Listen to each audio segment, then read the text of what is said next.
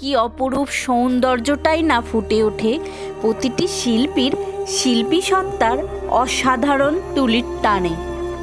বিদায় বেলায় আমি মনকে সান্ত্বনা দিই এই বলে যে আসছে বছর মা আবার আসবে।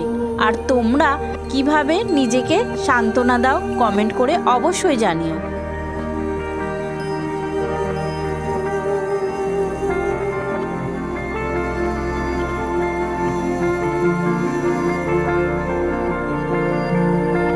যতই দেখি না কেন মাকে, মনে হয় আশ মেটে না।